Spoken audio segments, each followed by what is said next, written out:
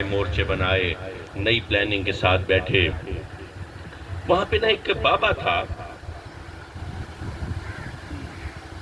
تو وہ کبھی کبھار کڑک دیکھنے کے لیے آ جاتا تھا. ہم نے گاؤں تو خالی کرا لیا تھا، تو ایسے بیٹھا ہوا تھا. تو ایک دن میں نے گیا، میں اس وقت نوجوان تھا،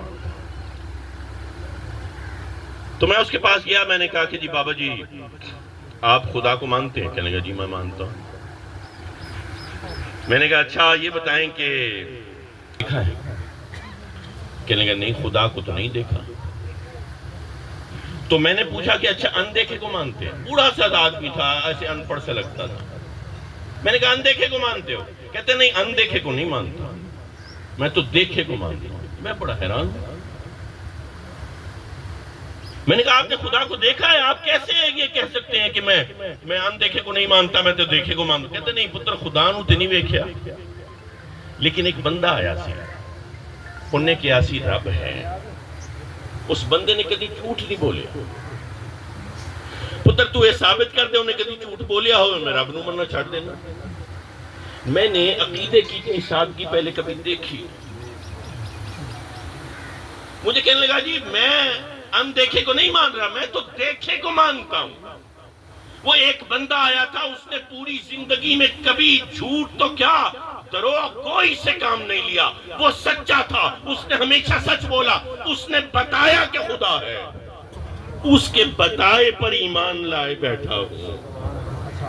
اچھا میں واپس آ گیا، میں ایسے بیٹھا تھا سوچ رہا تھا. میں نے کہا یار خدا کو تو میں نے بھی نہیں دیکھا، خدا کو میرے والد نے بھی نہیں دیکھا، خدا کو تو میرے دادا نے بھی نہیں دیکھا، میرے استاد نے بھی نہیں دیکھا، میرے سی او نے، میرے کرنل صاحب نے، میرے جنرل صاحب نے بھی نہیں دیکھا، بڑے بڑے لوگوں نے، مفکروں نے نہیں دیکھا، بڑے بڑے علماء نے نہیں دیکھا. یعنی 1450 سال گزر گئے ہیں، ہم سارے مسلمان ایک سچے کے کہے پر ایمان لائے بیٹھے ہیں. حضور نے فرما دیا تھا خدا ہے. حضور کے سچ کی طاقت، حضور کی زبان کی قوت دیکھو. یہ ہوتی ہے سچ کی طاقت. جب کوئی سچا ہو جائے تو اس کے ظاہری طور پر پردہ کرنے کے سینکڑوں سال کے بعد بھی اس کا سچ گونجتا رہتا ہے. حاضرین محترم، یعنی نعرہ توحید لگانا نبی کے ساتھ وفا کرنا ہے. یعنی جو لا الہ الا اللہ محمد رسول اللہ یا جو شہادت کا کلمہ پڑھتا ہے وہ نبی کے ساتھ وفا ہے. کیونکہ دیکھا کسی نے بھی نہیں ہے، نبی کے کہے پر ایمان لایا بیٹھا ہے. تو جو نبی کا وفادار ہوگا آخرت اسی کی ہوگی.